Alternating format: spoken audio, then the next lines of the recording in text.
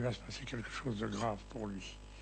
Alors je lui ai serré la main, je lui ai présenté les armes et je lui ai dit, Ben Midi, je vous dis pas à bientôt, je ne sais pas quand on se reverra. Et au revoir. Il m'a regardé, il a été très, très digne. Il est parti et j'ai appris 2 ou 3 jours après, par la presse locale, qu'il s'était pendu dans sa cellule. Moi, j'ignorais tout de l'affaire, mais je me suis dit, je voudrais bien connaître celui qui lui a donné la corde. 57, d'abord la fameuse grève des 8 jours, décidée par le CCE à Alger, qui, sur le principe lui-même, c'était une bonne chose de faire grève, mais 8 jours, tout ça, ça a permis, à l'époque, puisque c'était les paras qui ont dirigé Alger, ça a permis de détruire l'organisation. À la suite de ça, donc il n'y avait pas de zone autonome, il n'y avait plus. En octobre 57, c'est fini, la zone autonome n'existait plus.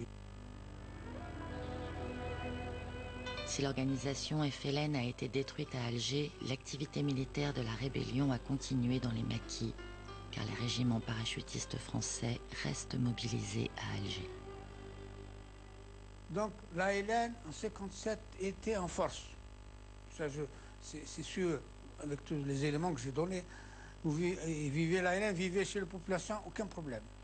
D'où la réaction du colonialisme, je ne sais pas comment vous appelez ça. Hein. Ils ont pensé, c'était la fameuse... l'ALN, c'est comme le poisson dans l'eau, il fallait... Donc ils ont regroupé les populations en pensant isoler l'ALN. Voilà, 57, c'est ça. Mais ensuite, l'ALN devait tout faire elle-même. Et c'est ce qu'on a fait. Voilà, même le problème pour la Wilaya 4, c'est qu'elle s'est adaptée et l'organisation FLN à l'époque, on peut dire qu'elle s'est militarisée. C'est-à-dire que toutes les fonctions étaient faites par des militaires, par des juntes. Cette opération, la plus importante sans doute à ce jour, visait à désorganiser les groupes implantés dans cette région de l'Ouest constantinois. En 4 jours, les forces de l'ordre ont mis hors d'état de combattre plusieurs centaines de rebelles. J'ai été arrêté le 21 décembre 1957. Ils ont trouvé certains documents compromettants, en plus que c'est surtout le renseignement et liaison. Donc, ils nous ont remis au DOP à l'époque. Et là, il n'y avait aucune pitié. Là, c'était des interrogatoires très musclés. Bon, à l'époque, c'était parce que là, à l'époque, la GIGN, le torture à l'électricité, les baignoires, c'était devenu banal. C'était des niches de chiens. Donc on était accroupis. La porte, c'était une porte en fer, enfin, qui descendait. Donc on restait accroupis. Et ils sortaient un par un pour aller aux interrogatoires. J'ai dit, je vais m'engager en Kabylie pour ne pas, disons malheureusement, quoi, hein, se retrouver en face de mes amis et les retirer dessus. Hein. S'il y a des soldats français, métropolitains, qui sont revenus en France, c'est un peu grâce aux harkis. Parce que les harkis, ils étaient toujours aux avant-postes.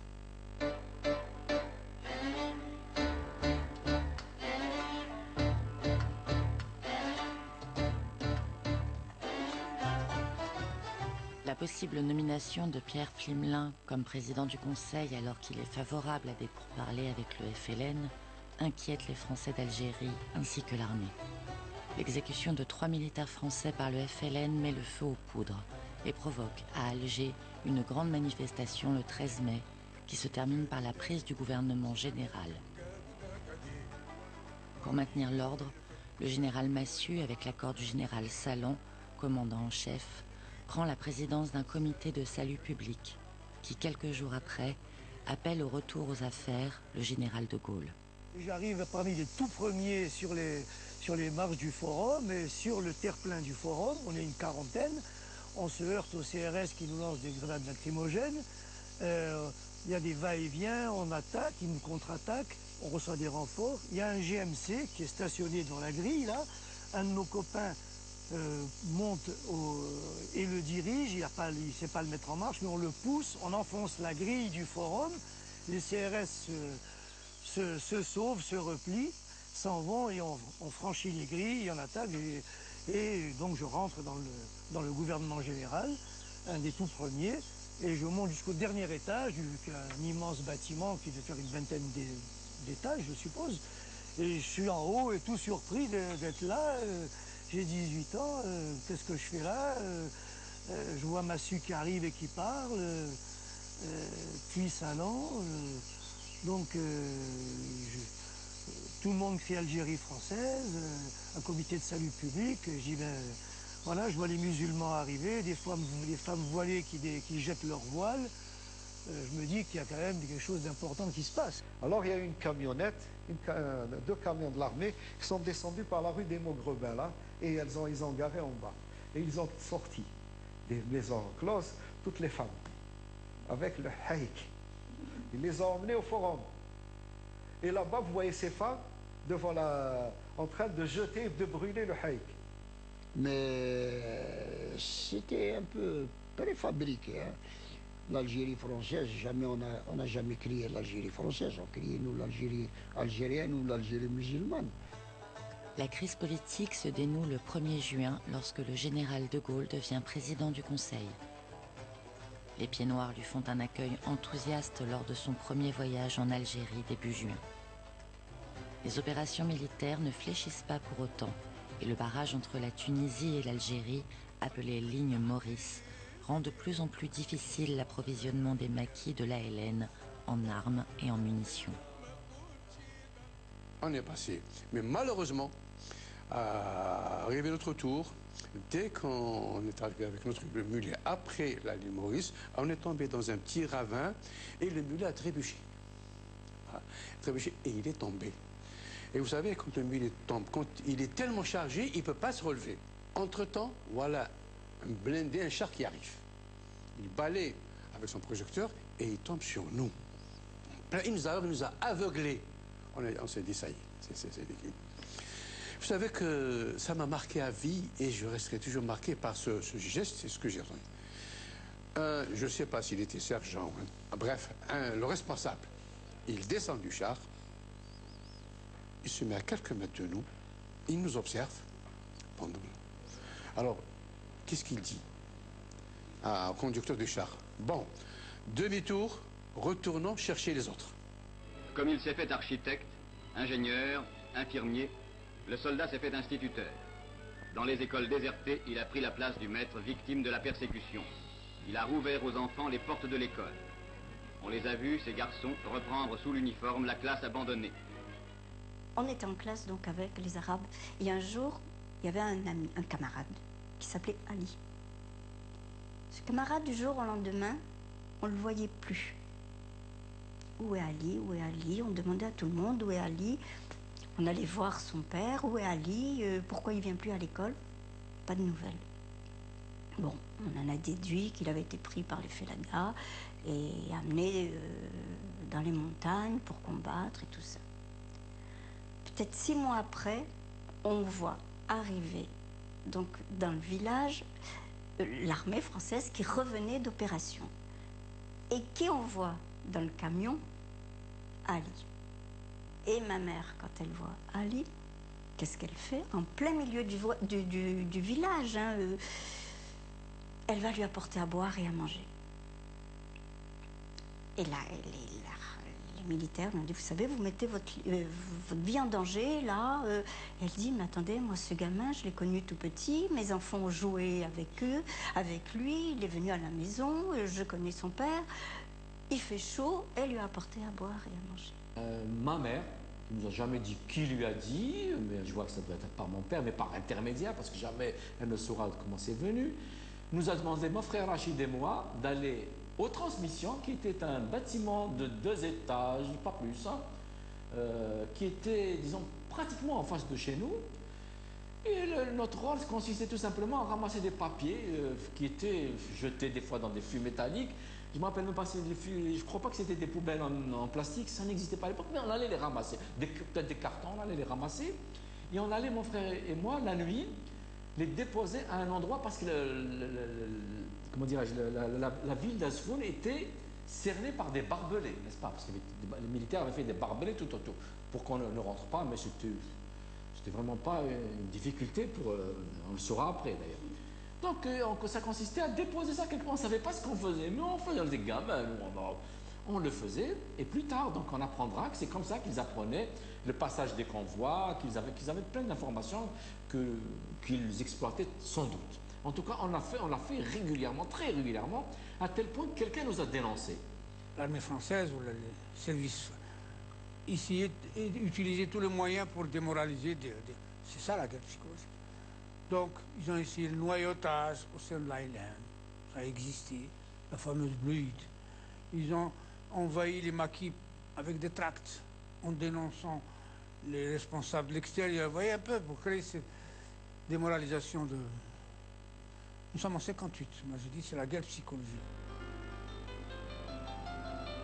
Le général de Gaulle demande au général Schall d'intensifier les opérations pour être en position de force et obliger la rébellion à négocier.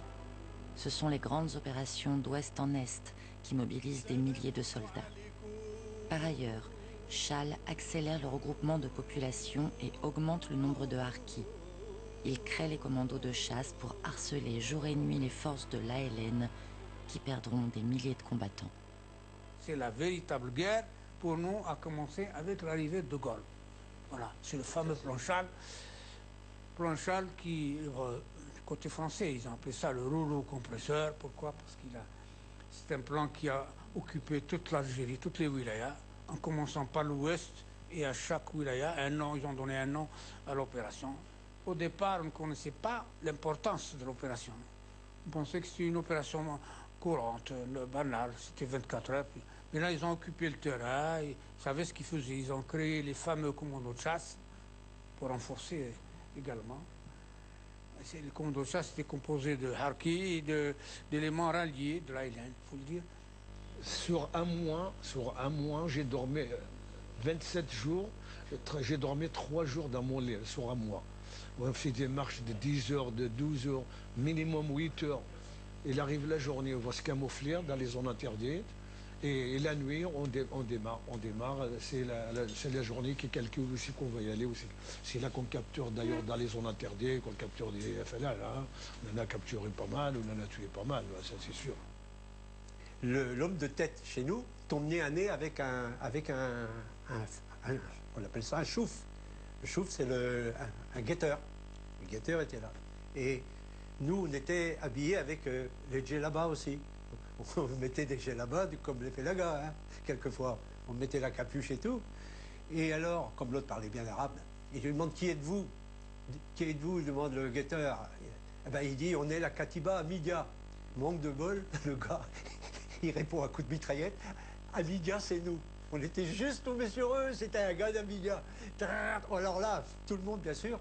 Mais ça a été vite réglé parce que on s'est couché, le machin, et puis ceux qui n'étaient pas sur le feu, qui étaient à droite, ceux qui sont à gauche, au lieu de descendre, ils ont monté comme une flèche, ils ont arrosé devant eux, les autres ont basculé de l'autre côté, on est arrivé en haut sans encombre. Je me suis dit, les félagas, c'est pas un mythe. C'est pas un mythe. Il y en a, ils sont là, ils sont pas loin. Et voilà, ils peuvent te tomber dessus n'importe où, n'importe quand, quoi. Et j'ai bien compris tout de suite qu'il fallait faire comme les autres, il fallait être tout le temps sur le qui-vive, tout le temps. Voilà. J'avais un message urgent à transmettre au responsable du 2e bureau. Alors, je ne savais pas où se trouvait ce monsieur. C'était un ancien para. Et on me signale qu'il était à tel endroit. Moi, j'y vais, franco. Je vois la porte n'était pas tout à fait fermée du local où il se trouvait. Je me permets de pousser la porte. Alors, quel spectacle je découvre. La torture. C'est là que j'ai découvert la torture.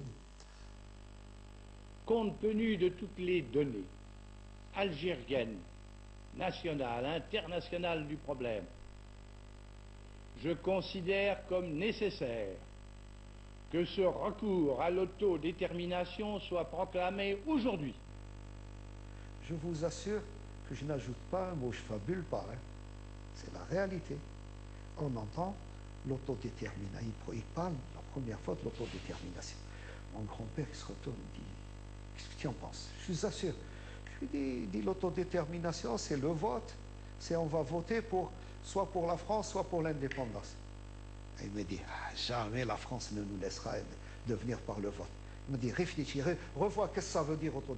Je reprends mon petit dictionnaire, je vais là, le petit Larousse, et je lui explique ce que c'est. L'autodétermination. Voilà, alors là, c'est vrai que ça a été une bascule, parce que, bon, il nous avait quand même un petit peu endormis jusque-là, et puis là, bon, il s'est quand même dévoilé, quoi. Hein. Et donc, c'est pour ça qu'après, il y a eu les barricades.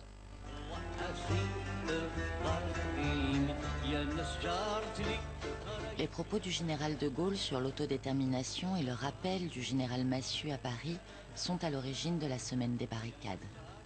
Avec la complicité tacite de certaines unités de l'armée et de leurs chefs, les émeutiers tiennent le centre d'Alger, soutenu par la population européenne.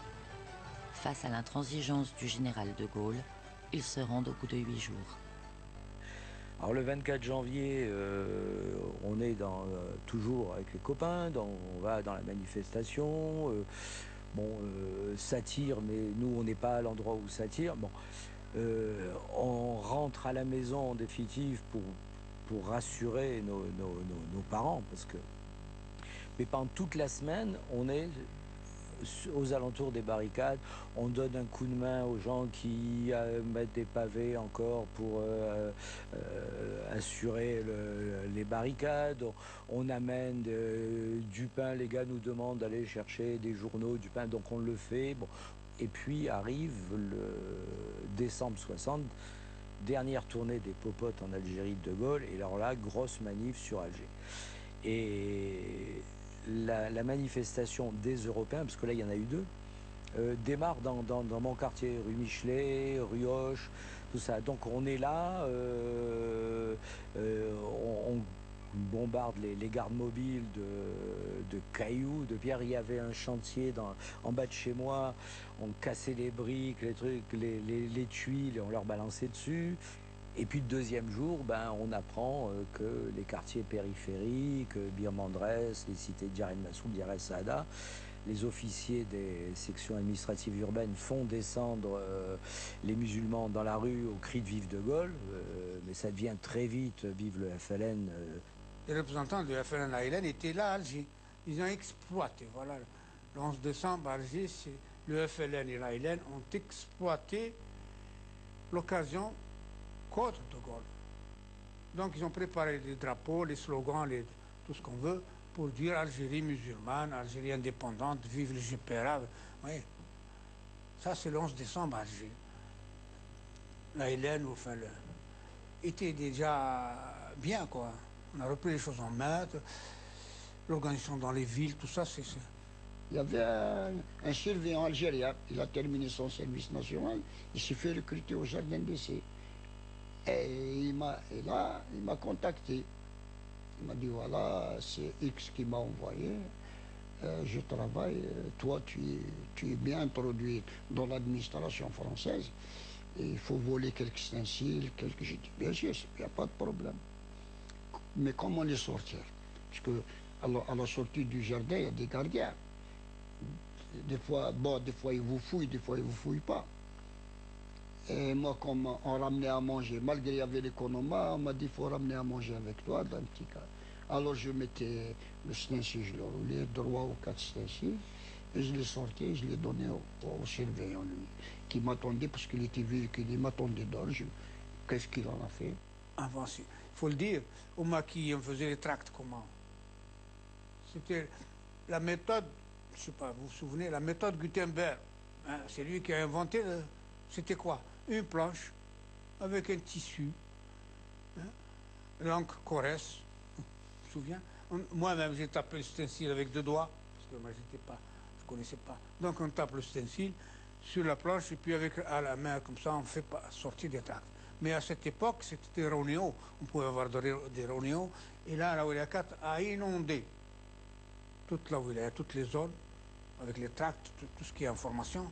Et même à l'extérieur, au GPRA, ou même en France, la Fédération de France.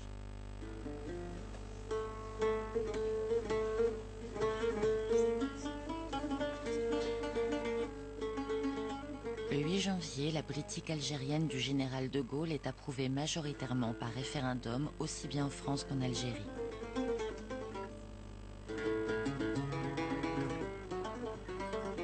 Le 21 avril, en réaction à l'annonce des négociations entre le FLN et le gouvernement français, le général Schall prend la tête d'un putsch militaire en compagnie des généraux Jouhaud, Zeller et Salan, afin de garder l'Algérie française. Le matin du samedi 22 avril, Alger s'éveillait devant un spectacle imprévu. Des unités de légionnaires et de parachutistes occupaient les points stratégiques. Radio Alger annonçait « L'armée s'est assuré le contrôle du territoire algéro-saharien ». Cette proclamation était signée du général Schall, démissionnaire depuis janvier. Et à 3h30, 4h du matin, j'entends le téléphone sonner. Un peu endormi tout de même. Qu'est-ce qui se passe? Alors le central, c'était des trucs, vous savez, comme avec des fiches que l'on mettait. Donc je mets la fiche où ça clignotait et je mets, allô, ici le commandant, je ne sais plus comment, du quartier général d'Alger. Alors moi je réplique, arrête du con. Je croyais que c'était quelqu'un qui faisait une blague. Le type m'insulte de l'autre côté. Je me dis merde, effectivement, c'est sûrement un ponte qui téléphone d'Alger. Est-ce que vous pouvez me passer le colonel machin. À ce moment-là, j'entends une conversation complètement hallucinante en disant écoutez, voilà, Schall, Jouhaud et Zeller ont pris le pouvoir à Alger. On vous prévient, etc. Et le colonel lui dit, mais moi je vous ai rien promis. Le souvenir, c'est que j'entendais de la musique militaire. Ça passait en boucle, la musique militaire. Tiens, c'est bizarre. Et puis le temps de me lever, en fait, ça, j'entends que la déclaration annonçant que l'armée a pris le pouvoir, etc. Donc, je me souviens, j'ai foncé dans la cuisine où mes parents prenaient leur petit déjeuner. Il n'y avait pas la radio allumée. Je allumais la radio. L'armée a pris le pouvoir. Depuis le temps qu'on crie Algérie française dans les popotes, au Metz et partout, qu'on roule les mécaniques en disant l'Algérie, l'Algérie. Mais j'ai dit, il y a un moment où il faut se mouiller. Et peut-être que ça marchera, parce que plus on est de fous, plus ça peut marcher. Au nom de la France, j'ordonne que tous les moyens, je dis tous les moyens, soient employés partout pour barrer la route à ces hommes-là en attendant de les réduire. Nous avons beaucoup reproché au général Schall, c'est qu'il ne voulait pas de civils. Or, sans civils, je pense qu'il ne pouvait pas s'en sortir, parce que les civils, au moins, lui permettaient de tenir les villes, si vous voulez. Et après, ça aurait peut-être... parce que l'armée était pas loin de... Mais elle était attentiste, elle voulait voir comment ça allait se passer. S'il y avait eu à ce moment-là un gros mouvement de civils dans les 3 grandes villes d'Algérie, ça aurait peut-être changé les choses. Mais il ne l'a pas voulu, hélas. Il voulait que ça reste une affaire de militaires et ça a capoté lamentablement. Et soudain, en quelques heures, tout s'effondrait à Alger. La majorité des unités stationnées, la marine, l'aviation, refusaient leur concours au complot. À l'aube du mercredi 27, tout était rentré dans l'ordre. Je me rapproche des acteurs de l'Algérie française qui se cherchent un peu partout dans Paris, puisque je suis à Paris, et je contacte l'OAS, en particulier le capitaine Sergent et le lieutenant Godot qui arrivent, et je rentre dans l'OAS, métro, jusqu'à mon arrestation en février 62. D'abord des missions administratives pour l'organisation, puis d'autres plus violentes. D'abord agent de liaison d'abord, puis ensuite agent de soutien pour trouver des plans, pour trouver du financement, puis des missions de protection de certains de nos cadres qui avaient des rendez-vous, puis des actions ponctuelles sur lesquelles je ne m'étendrai pas forcément, mais des actions ponctuelles, certaines violentes. Des réseaux de soutien au FLN se sont mis en place en France, en particulier le réseau Janson. Ils fournissent des hébergements et assurent le transport des collectes de cotisations de la Fédération de France du FLN. Un collectif d'avocats assure la défense des militants du FLN. Pour moi, j'étais avocat de résistants. Et j'ai été traité de traître, ça n'était pas très agréable. J'avais l'impression, au contraire, je défendais l'honneur de la France. Parce que pour moi, il y avait quand même des principes et des valeurs qui étaient bafoués tous les jours. Et ça, c'était pas ce que j'avais appris. C'était pas pour ça que j'aimais la France. Pour faire face aux actions du FLN en France contre les forces de police, le préfet Papon impose un couvre-feu à la population algérienne. En réaction, le FLN organise, le 17 octobre, une manifestation pacifique, sévèrement réprimée. 3 morts selon les autorités, plus de 200 selon le FLN. On arrive à Port de Versailles, déjà les Algériens qui revenaient de là-bas, ils nous faisaient de l'autre côté, et puis il faut pas y aller, il faut pas y aller. Ça, ils ont commencé à massacrer, ils ont commencé à arrêter, ils ont commencé à arrêter. Eh ben, qu'est-ce qu'on fait? Ben, on retourne à l'hôtel. Quand on arrive, il était encerclé par les CRS. Alors avec Saad, je dis, écoute, la seule solution, il n'y a pas 50, on va se cacher dans le parc et on attend. On s'est caché dans le parc jusqu'au matin. Et moi, je suis parti au boulot directement. Quand on a appris tous ces massacres, tout ça, sincèrement, on a eu peur. Moi, le premier, j'ai eu peur. L'idée profonde de Papon, c'est de faire de Paris, de transposer la bataille d'Alger à Paris. C'est, bon, de terroriser les Algériens, de les encarter, si je puis dire, et c'est l'arrestation, à ce moment-là, au faciès. Je vous dis, en plus, il fait des discours épouvantables à la police, en leur disant, je crois que, mais c'est un peu plus tard qu'il leur a dit, si vous recevez un coup, plus ou moins vous pourrez en rendre 10. Enfin, ça n'a pas été dit de cette manière, mais ça pouvait avoir ce sens.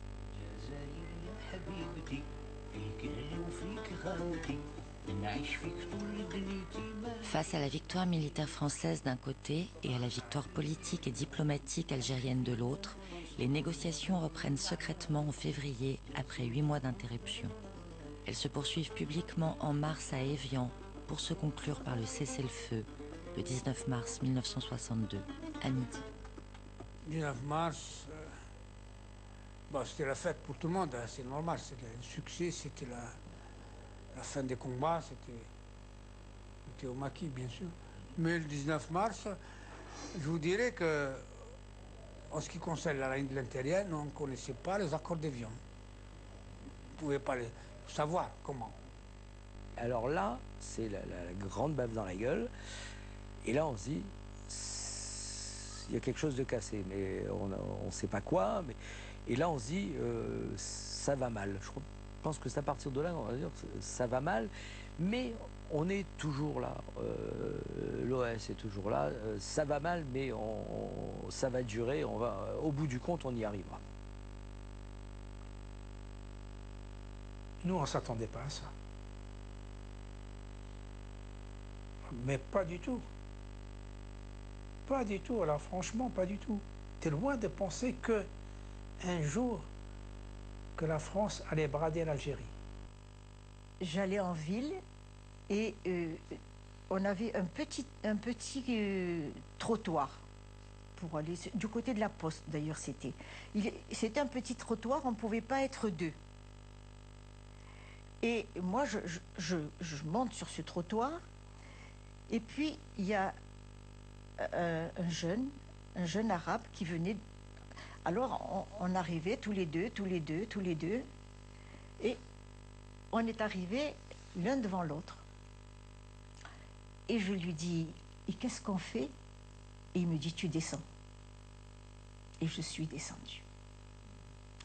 Et ce soir-là, j'ai dit à mon mari, ça y est, j'ai compris, je crois qu'il faut qu'on parte. C'était la première fois qu'on me manquait de respect. D'Alger, d'Oran, de Constantine, de Beaune, du Bled, ils partent. Ils partent fuyant un pays que les conséquences de la folie de l'OAS rendent momentanément inhabitable. Mais avant de partir, ils attendent, 1 jour, 2 jours, 3 jours parfois, la possibilité de s'embarquer sur l'avion ou sur le bateau qui les mènera vers la métropole.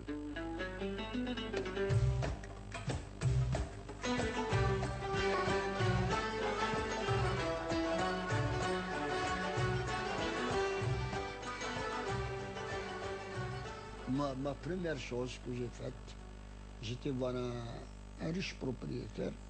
Il avait une idée 19, blanche.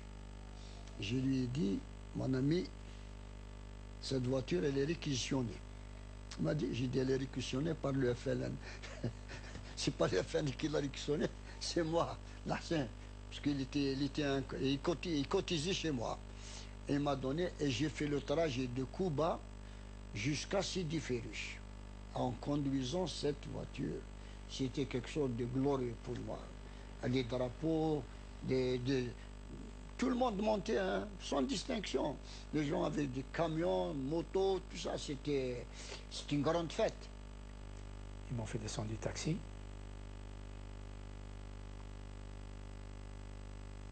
Ils m'ont attaché les mains. Ils m'ont fait monter dans un véhicule. Et après, ils m'ont amené dans le village où j'exerçais. Et la population de ce village avait été prévenue, comme quoi que hein, j'étais arrêté, que... Oh là là, je ne dis pas. Hein. Quand je suis arrivé, il faisait chaud, très chaud, des pieds nus. Il m'avait présenté à la population. Tout le monde m'attendait. Tout le monde venait me cracher sur la figure. Tout le monde venait me tabasser. Tout le monde me jetait des cailloux. C'était le... Je ne sais pas comment vous expliquer ça. Je préfère mieux n'y pas y penser parce que c'était... Je ne sais pas. Hein. Moi, je peux dire aujourd'hui, j'ai connu l'enfer. Ils m'ont fait rentrer dans une autre pièce. Qu'est-ce que j'aperçois? Tous les éléments de torture que la France avait laissés sur place. À savoir subitement qu'on est indépendant, ça fait un drôle d'effet. Ça, je l'attendais depuis des mois, des années, et là, ça arrivait. À Alger, c'était en effervescence. Bon, Ben Bella était rentré, comment s'appelle-t-il, Ben Khadda, qui était le président du GPRA, était rentré. Les luttes fratricides qui couvaient ont éclaté. Alors là, c'était le désarroi. On est partis tous en voiture et on se fait arrêter au bout de 3 km. On se fait arrêter par des félagas, mitraillettes au poing. Et on a dit, ça y est, c'est notre dernier jour. On ne quittera pas l'Algérie. On va mourir en Algérie. Et là, il y a un gars, toujours avec la mitraillette, qui demande à mon père de sortir. Et il montre à mon père, sa voiture avait été balisée, il y avait un repère sur la voiture que mon père n'a jamais vu. Et le gars lui a dit, partout où tu allais, tu avais la vie sauve. Grâce à ta femme. Elle a osé donner à boire et à manger à ce gars-là. Donc partout où tu iras, on sait que tu vas quitter l'Algérie, tu peux partir tranquillement.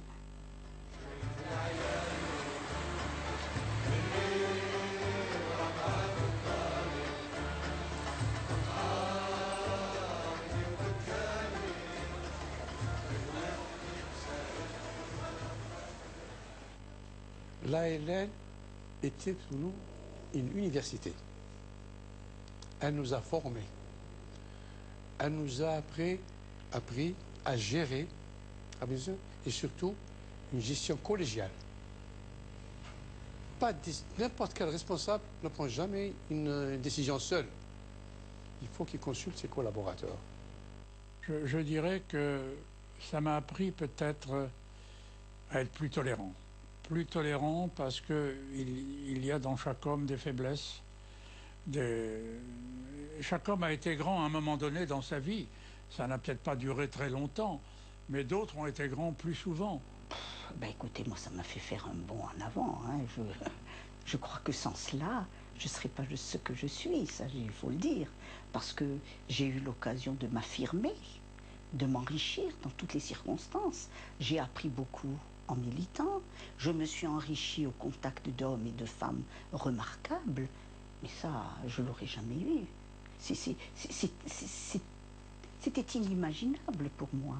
J'imaginais pas, on me l'aurait dit, je l'aurais pas cru. Ben, j'ai appris à ne plus jamais suivre un homme, mais quel qu'il soit, mais à suivre des idées. L'idée de la France, c'est pour moi supérieure à l'idée de toute autre idée que peut s'en faire un homme quel qu'il soit. Car les hommes sont faillibles si la France est éternelle. J'ai appris que les guerres sont sales. Beaucoup d'innocents morts, des deux côtés. Hein? Il faut éviter les guerres, je vous assure, pour que le monde vive en paix, tout ça. Je dis toujours, c'est une histoire, ça a été une histoire comme une belle-mère et une belle-fille. Elles sont toujours en train de se chamailler, mais elles sont toujours ensemble. La peur et la pression, c'est une certaine pression d'autorité, ça c'était la hiérarchie militaire,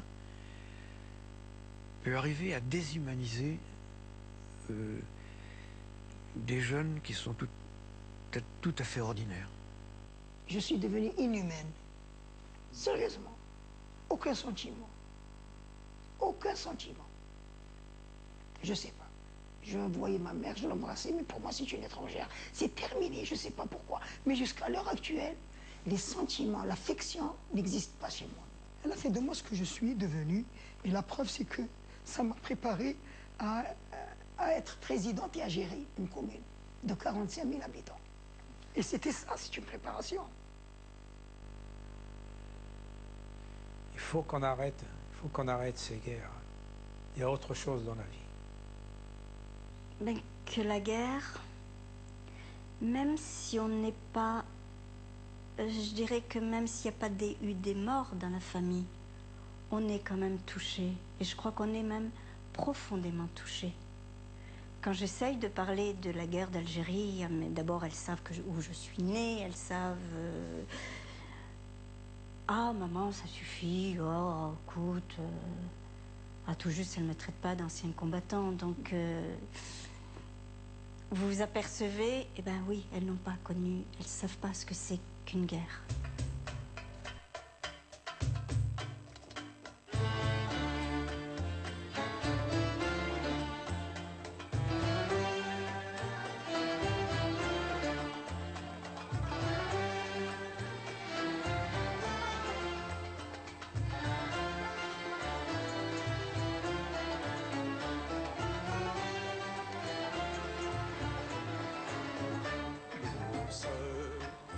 نعمل جنحاني